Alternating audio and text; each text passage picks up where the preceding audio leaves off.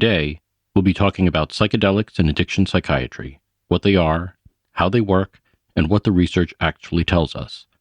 We'll hear from Dr. Bhatt, Chief of Addiction Psychiatry at the University of New Mexico, who's been involved in some of the most closely watched psychedelic trials in recent years. Welcome to the Carlat Psychiatry Podcast. I'm Dr. Noah Capurso, the Editor-in-Chief of the Carlat Addiction Treatment Report, Assistant Medical Director at Connecticut Valley Hospital, and an Associate Clinical Professor of Psychiatry at the Yale University School of Medicine. How do you define the term psychedelic, and how do they work in the brain? Yeah, so, and that term has undergone quite an evolution, right? I think back as a medical student, I read sort of textbooks that talk about, psychotomimetics. And the idea was that these are substances that mimic psychosis.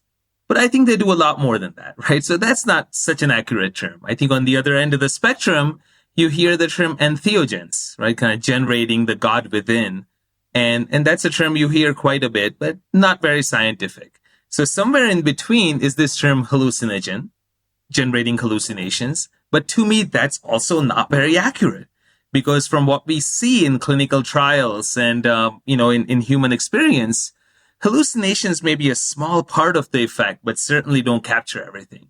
So I think the term psychedelic really, really makes sense, right? Kind of generating or giving rise to the hidden psyche, the hidden realities of the mind. Psychedelic sort of makes sense. There are a few things that we think about in science. I like to use the word actually classic psychedelic or serotonergic psychedelic. And those are going to be compounds like, psilocybin, LSD, mescaline, right? DMT, kind of things people have heard about, along with a variety of synthetic compounds that have been made in the lab over the years.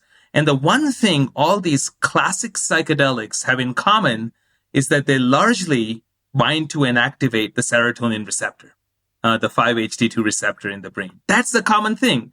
There are differences, right? They do affect other receptors, other brain systems. But if I were to distill it down to one thing they do in the brain, that defines classic psychedelics is that they bind to and activate the serotonin receptor. Now, in terms of what we see, the other things that often define a psychedelic is that the predominant effects are on things like mood, right? The affect. And that's something we saw in our study quite a bit. Perception, perceptual changes, mood changes, visual changes, those are the main things we see, with far less of like cognitive changes, right? We don't really see things like, big changes in blood pressure or pulse, like autonomic reactivity, or what's called narcosis or stupor that you might see with methamphetamines, for example, or heroin, and you don't really see that. When most people hear the term psychedelic, they think of the classic or serotonergic psychedelics, but you indicated that there are other non-serotonergic agents that fall under the larger psychedelic umbrella. What are some of these compounds? I think the two substances relevant to this discussion, one would be MDMA, which is, of course, generating a lot of attention, being investigated for treatment of post-traumatic stress disorder, and ketamine, right? And both of those actually clinically may have some effects that overlap with the psychedelics, but in the brain, what they're doing is quite different. So ketamine is actually a dissociative anesthetic, right? So kind of very different mechanism of action. And MDMA has some similarities, but it's quite a bit more complex, right? Where we do see it affecting beyond just serotonin, other neurotransmitter systems, right? We also see it affecting, kind of brain regions, most notably the amygdala, where, it's been sort of postulated that because of its neurobiological effects, MDMA can open up this window of tolerability, where people with post-traumatic stress disorder might be able to engage with some of their past traumatic experiences, right? Not avoid them. They feel safe enough to engage with it without being overwhelmed by it. And I think that probably has to do with, MDMA's fairly unique action, I would say, on the amygdala and its connectivity with kind of the learning systems, for example. Does that answer the question? And that's why it's being looked at for PTSD. Yeah, to me, at least, it seems almost tailor-made for treatment of PTSD, right? When I think about this larger umbrella of psychedelics, MDMA sort of perhaps holds that niche space that others do not.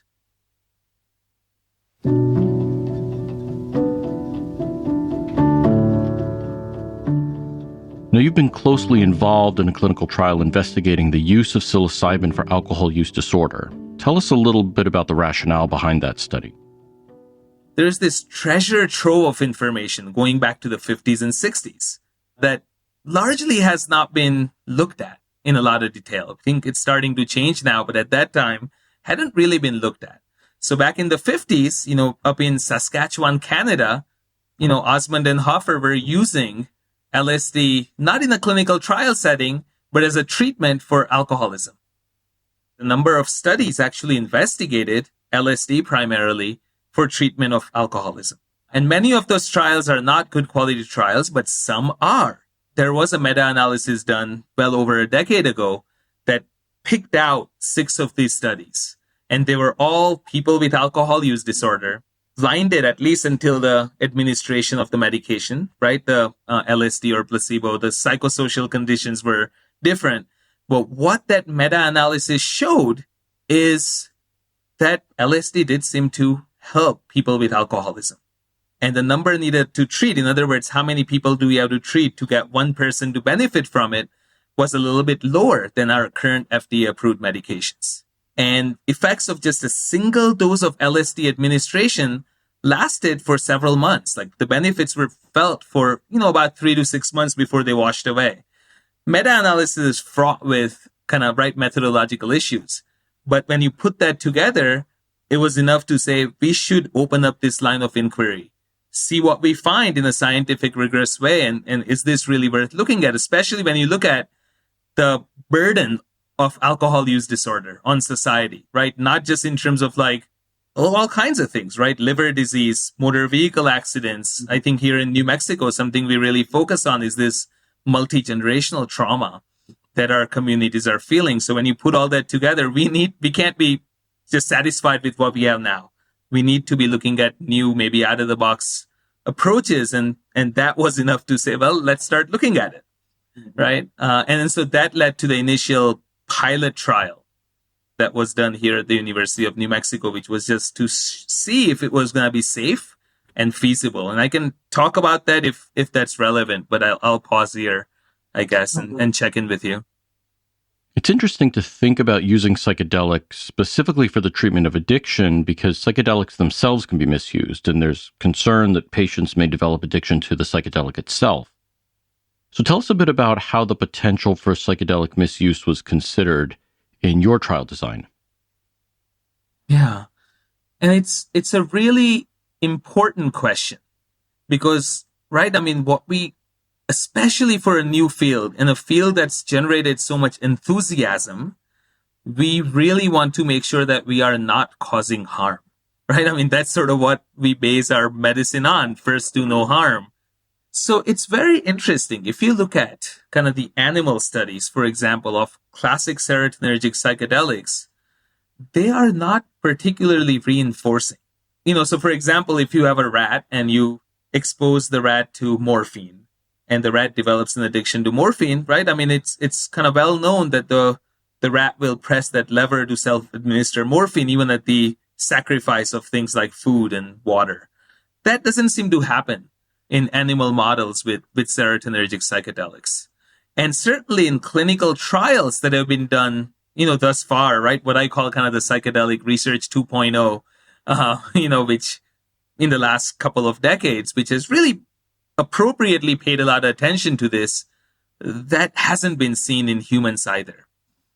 That is not to say, and I think this is, maybe something to discuss as we go through the interview, that's not to say people do not misuse these substances. I think the potential for misuse is still there, but psychedelics aren't addictive, right, in the way we think about with other substances. How do you deal with that potential for misuse? I think the easy thing with controlled clinical trials is that they're controlled clinical trials, right? So we have the ability to really, part of the screening, is that, right? So for example, we certainly excluded participants who were very frequent users of psychedelics. By no means were our participants psychedelic naive, and that was not one of the exclusion criteria. But if they were very frequent users, that was excluded. Also, I think the other big piece that certainly we utilize in our studies, and many studies are utilizing, is an extensive psychotherapy component. The preparation, the integration work. And I think empirically, it's an open question. I think, we're hopefully going to get a lot more information in the years to come about what is the role of psychotherapy, what is the optimal form of psychotherapy, right? And the logistics, like how many psychotherapists, etc. Those are all empirically open questions. But from my bias, as a psychiatrist who does a fair amount of psychotherapy, as someone who has done work in this area, done research in this area, I think from a safety standpoint, that psychotherapy work is essential. Mm-hmm. And part of it, right, part of the preparation, part of the integration is to bring the participant back to why are we doing this? What are your goals, right? What are the experiences? What do these experiences mean that maybe you had under the medication administration session? And I think that's a big safety piece, right? Because then we're sort of like really taking away the idea that, this is just fun. And to like, how do we harness the therapeutic value? And talking about fun, at least what we found in our sessions is that for most of the participants with alcohol use disorder, these experiences were not fun. They were connecting with a lot of traumas, a lot of losses, often related to this long pattern of drinking. An important thing to consider is going to be, as states pass legislation or as these substances become more widely available, right? How are we going to sort of maybe identify people who may be at risk of misusing this, and what are the safety parameters that are going to be in place? I don't have an answer to that, but that's a discussion that absolutely needs to happen. There have been questions about accessibility of these treatments, and there have been concerns about how generalizable the findings of these studies are because of this. How can the field address these concerns regarding accessibility and generalizability? I think there are several layers to that. I think the first layer I think about, as a person of color, as a researcher of color, is access around generalizability of the findings thus far, right? And I think it was reported a couple of years ago that if you look at all the newer psychedelic trials, I think 85% of the participants, something like that, were white males. And I think we're losing a huge chunk of generalizability. I don't know if it was white males or just white individuals in general. You may want to fact check me on that. Maybe that goes well beyond this conversation of incarcerations related to substance use in minority communities, right?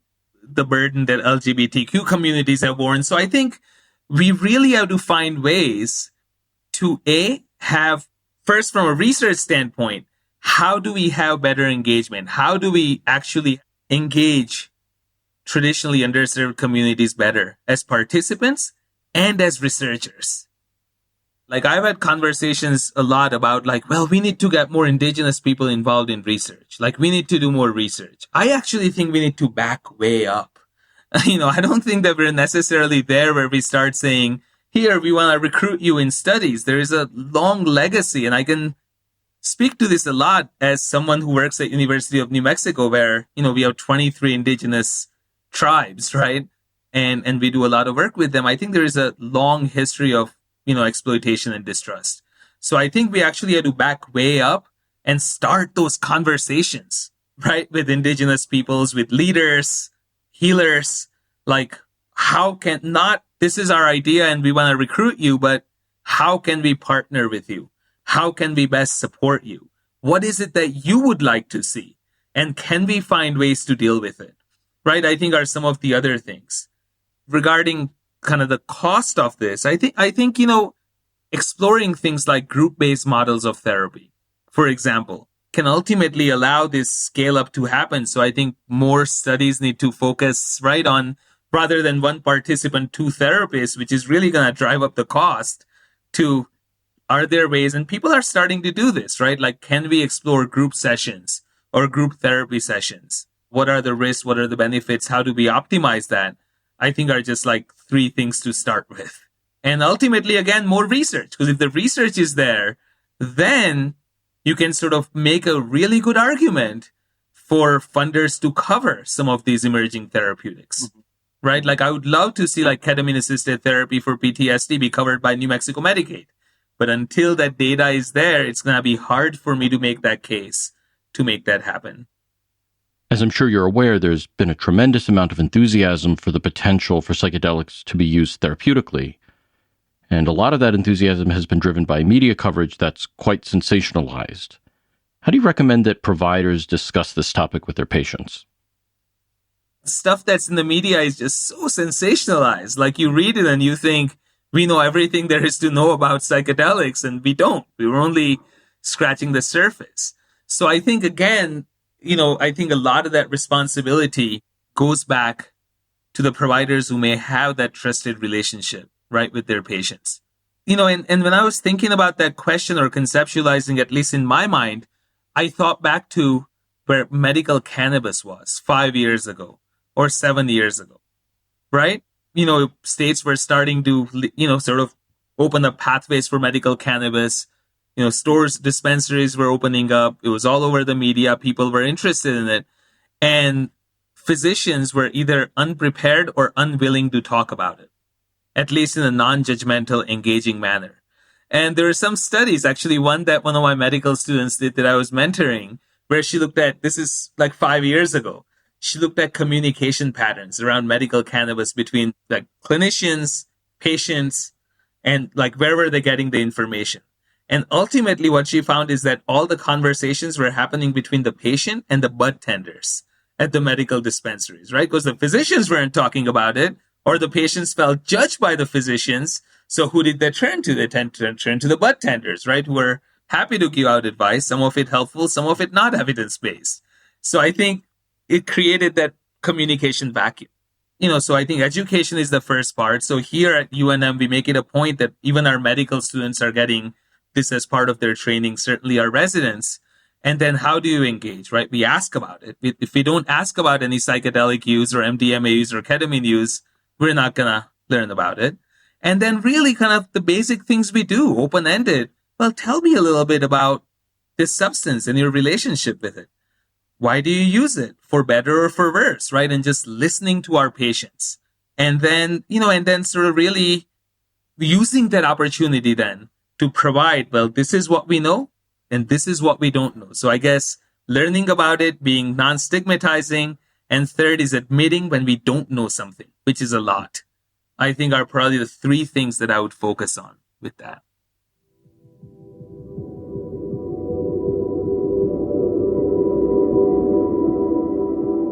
There's some controversy about whether or not the subjective psychedelic experience, or what we call the trip, is absolutely necessary for these agents to have a positive therapeutic effect.